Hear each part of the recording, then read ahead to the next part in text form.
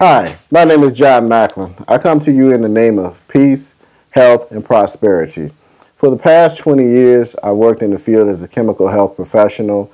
I've been a licensed relapse consultant, and basically I've gone into many different facilities, be it nonprofit, treatment centers, and helped the recovering community work.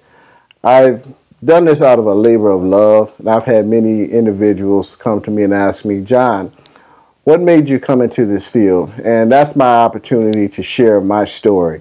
And that's what this information is about, my story. It's not just information, because if information could change people, everybody would be skinny, rich, and happy. So it's about the story also. And I'm hopeful that as a result of telling my story, it will motivate you to share your story, because there are certain people out there that I can reach, but there are also certain people out there that only you'll be able to reach.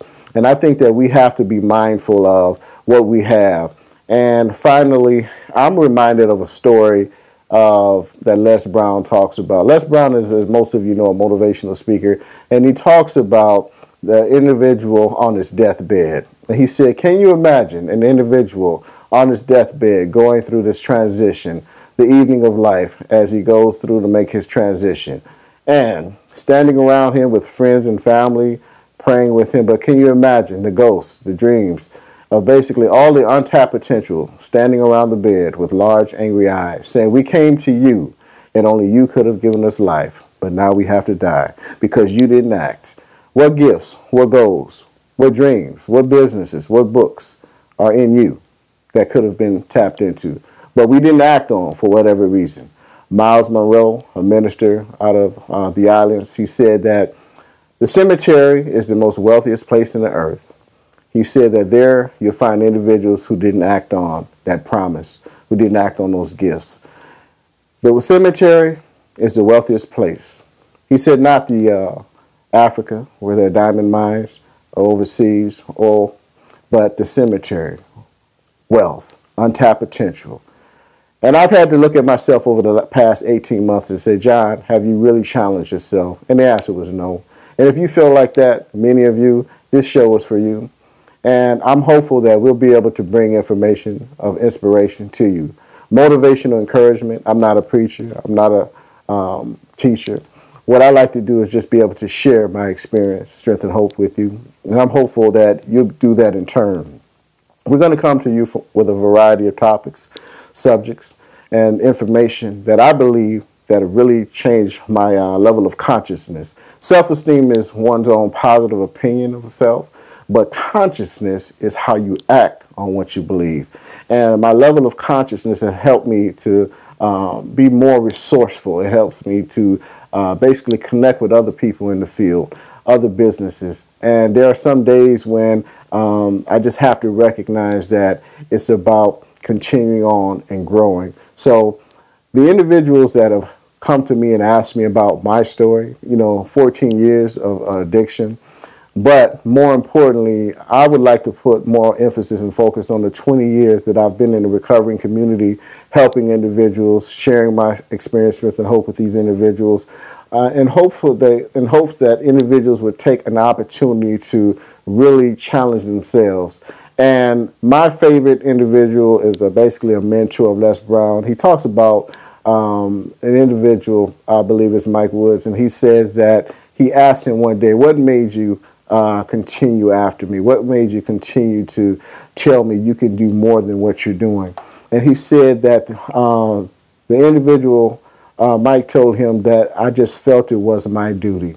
And that really resonated with me, because there are people in our lives who motivate you, and there should be people in our lives who motivate you to call you to a higher level of responsibility, a higher level of living.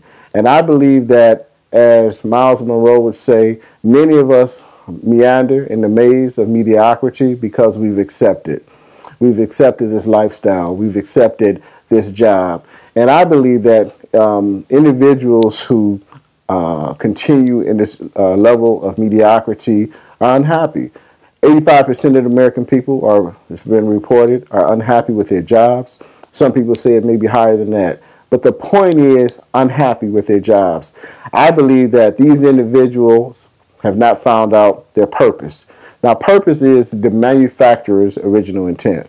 You know, years ago, I remember looking this word up. Now you can go online and find out anything. But the purpose and the manufacturer's original intent. So there's a purpose for everything. The couch you're sitting on, this chair I'm sitting on, there's a purpose. The manufacturer had an intent for that. I believe that for our lives, we have to have a purpose for it. I believe it was not to see how much money we can attain. I believe it was not just to see how high we can get. We have an entertainment-driven society. And the thing with that, we have to look at, what is our purpose? Have you ever asked yourself, what was I put on this earth to do? What was I called to do? I've asked myself that question. And my purpose was answered in what I do. When you look at passion, that's something that the passion is something you would do for free. What do you find yourself doing for free? Dr.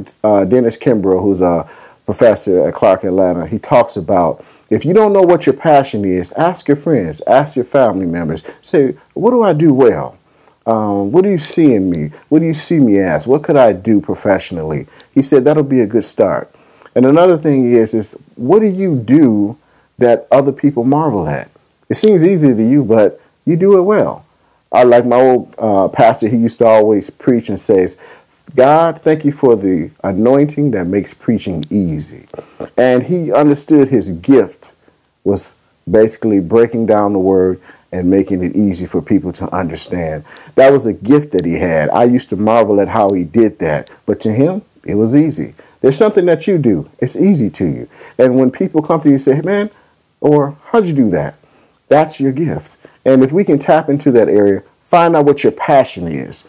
Once you find out what your passion is, as an individual by the name of John Maxwell says, and I heard this many years ago, but the first time I heard it, it just really resonated with me. He said that if you find out what your passion is and you learn how to do it well enough so that other people will pay you to do it, you never have to work a day in your life. And Les Brown puts it this way. He says that man was not meant to work for a living, but to live his making. And living his making will make his living. These are individuals who are just giants and authors and ministry and motivational areas. And I've taken a lot of their stuff and I've just ran with it. This is their stuff. And a lot of the things that it's about the information, but it's also about application. Because many of us, how many people do you know with 2 or 3 degrees who are unemployed? How many people do you know with degrees who are unmotivated? This thing is about raising your level of consciousness. And I believe that we all have a level of consciousness that could be taken to the next level. But it starts with inspiration. So motivational encouragement is basically what I'd like to share with you, spiritual enlightenment. This is not about religion, but I am spiritual. I believe that some of the things that I've seen over the 20 years that were not natural, they definitely were of a spiritual origin. But the thing what I'd like to do is challenge individual. It's about, because people know, some clients and people I've worked with know a lot about addiction, but it's about application too. And if you can bring yourself to the point where it doesn't matter, excuses, no excuses is necessary. No excuse is acceptable. This is not, I'm not going to meander in that maze of mediocrity anymore. I made a decision. In 1993, when I made a decision to turn my life around and say, this is it, I don't know what's going to happen. I had a lot of fear, anxiety. I didn't know what was going to happen, but I put faith, and I just had to operate in that faith. And I look back and I think that there are a lot of things, yes, I would have changed. Some people say I wouldn't have changed a thing. Yes, I would have changed some things, but I dealt with the hand that I had, and I'm glad I have the opportunity to work in a field that I chose.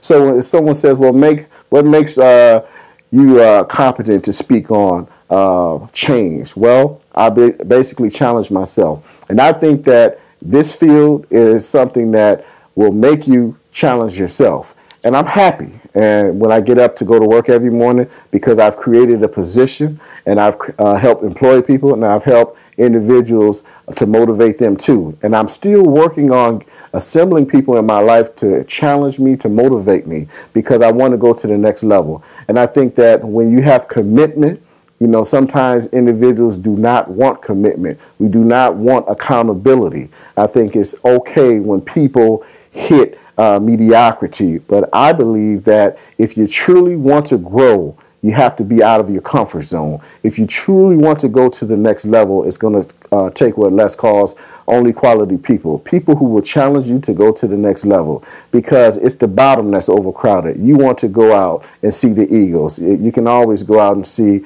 any kind of bird flying over, but eagles, it's going to take a minute to see an eagle. And this program is about challenging people to come, and myself, as I go up for the ride with you. I basically challenge myself. A lot of the information that I want to give, I think as an individual, and when you're talking about growth, you have to take the information that you have and apply it, and then challenge yourself thereby. And hopefully you can inspire others through your story. So that's what I would like to do. We're going to have more information. We're going to have more topics for you and with you. And I look forward to bringing you more information. And hopefully, we can meet each other and see each other, talk with one another, and go tell someone about, this is what I heard. Share the information, and we'll continue. We'll continue to bring more, and we'll thank you for this opportunity to share.